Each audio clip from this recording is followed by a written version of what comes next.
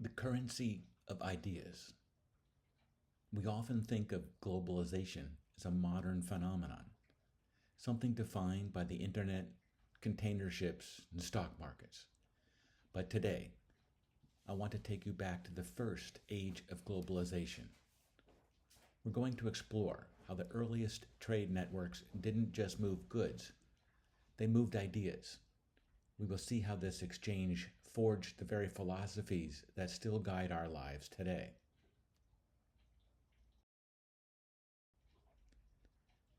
Between the 8th and 3rd centuries, something remarkable happened across the known world. Humanity experienced a simultaneous intellectual awakening. Look at the map. From the philosophers in Greece to the prophets in Judea, the sages in India, and the thinkers in China, vastly different cultures were asking the same deep questions at the same time. How did this happen? How did thinkers separated by thousands of miles with no modern communication arrive at such similar conclusions?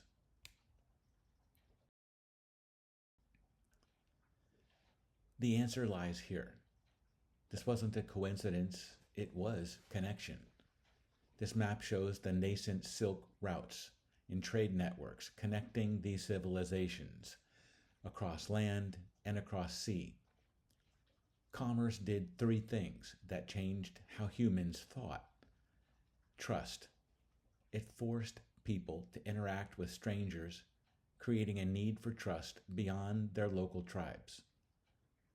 The invention of coinage introduced a universal, abstract measure of value, training the human mind to think in abstract, universal terms.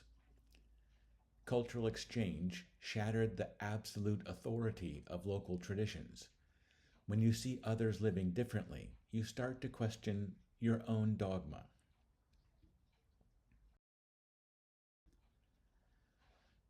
Let's look at Greece to see this shift in action. The old way. Achilles. The old world glorified external power, physical strength, and military victory.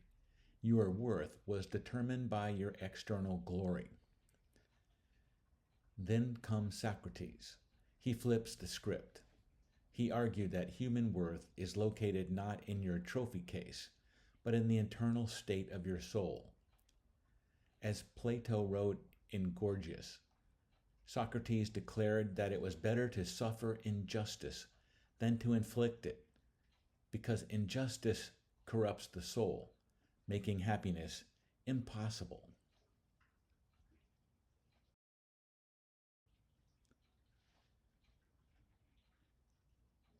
Socrates presented us with a choice between 2 views of reality, or ontologies.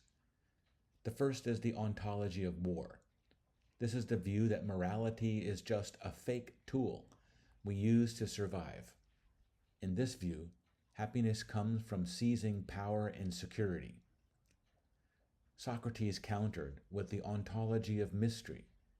He argued that goodness is a real and fundamental quality. Even if you have all the power in the world, if you are unjust, you cannot be happy because your interior life is broken. The parallels with today's world of 2025 are significant, as we can see in the broken corruption of unbridled capitalism, the Trump administration, and the very idea of turning the Defense Department into the War Department. We must get what we can get as long as we can grab and hold it.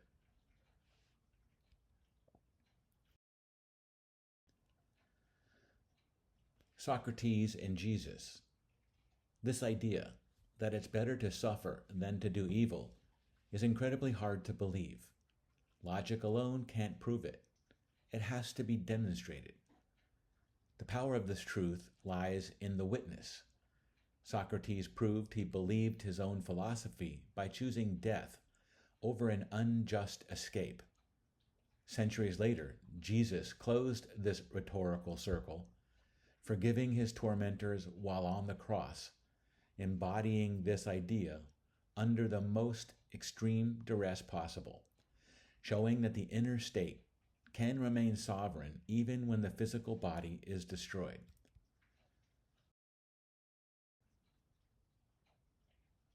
Heart-centered faith, the shift in Judea. We see a parallel shift in Jerusalem. The religion of Israel began to move from the strict external demands of the law of Moses toward a faith practiced from the heart. The Hebrew prophets and later Jesus bridged the gap between legalism and grace. It wasn't just about obeying rules anymore. It was about an inner transformation, loving God with all your mind and your heart.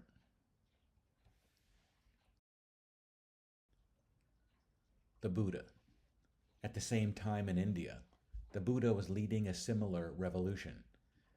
He taught that the root of suffering isn't out there in the world. It is within the landscape of the human mind. His famous first teaching of the Four Noble Truths, that life involves suffering, that suffering has a cause, which is our craving and attachment. Suffering has an end, and the way to that end is the Eightfold Path, a discipline of self-awareness, ethics, and action.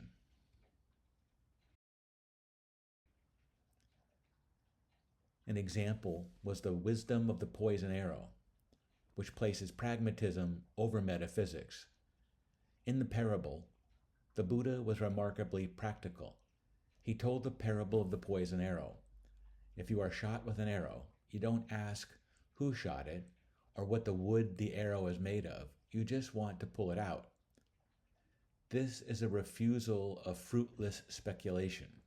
The urgent task of life is to address the reality of suffering right now, not to argue about the cosmos. This echoes Socrates' admission of ignorance and Confucius's respectful silence on the nature of spirits. They all turned away from fantasy to focus on the human condition.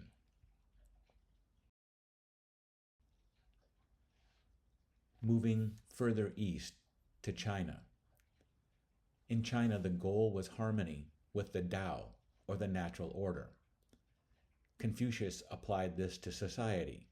He taught the silver rule: do not do unto others what you would not like them to do unto you. Allegedly, another Chinese master, Lao Tzu, taught Wu Wei, the art of doing nothing or effortless action. He argued that true strength looks like yielding, like water. I say allegedly because modern scholarship now thinks that Lao Tzu is a pseudonym for a movement within China to balance the teachings of Confucius.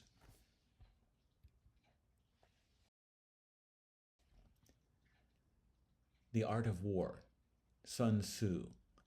This philosophy of non-contention even changed warfare. Sun Tzu, the great military strategist, argued that the ultimate goal of a general is to avoid conflict.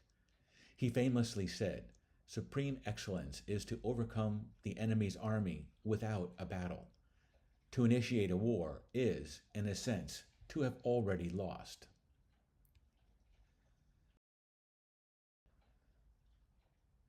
The grand synthesis, ethics and trade. So how does this relate back to trade? The globalized economy created new problems that old tribal gods couldn't solve. When you trade with strangers, you need a universal ethics, rules like the golden rule or the silver rule that apply to everyone regardless of their tribe. Handling abstract currency trained the human brain to understand abstract concepts like justice or truth, effectively moving our focus from the concrete to the transcendent. It was along the trade routes of the Silk Road, this intermingling of ideas and culture, that helped birth a new consciousness and awareness across the globe that truly is remarkably similar in its principles.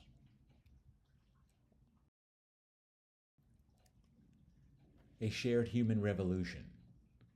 Whether it was Socrates, Buddha, Confucius, or Lao Tzu, they independently drafted a blueprint for a new kind of human being with four main principles. Turn inward. Virtue is an internal state, not external status. Universalism. Truth applies to all humanity, not just one tribe. Non-coercion. True strength is found in compassion and restraint. Self-transformation. We have the power to fundamentally change our own nature.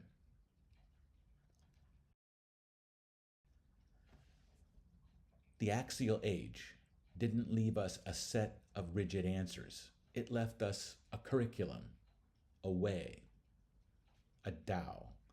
It is the balance of two forces: spirituality from above, meaning the highest commitment to moral discipline and high ideals, and spirituality from below, grounded in critical self-reflection that questions those ideals to keep us honest. This dynamic balance is the new technology of the soul that remains our greatest inheritance from this era.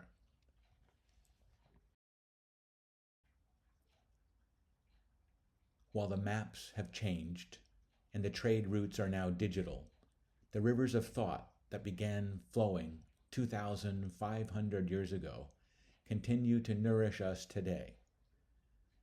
And even some say, in the chaos of the modern world, we may be, in fact, in a new axial age.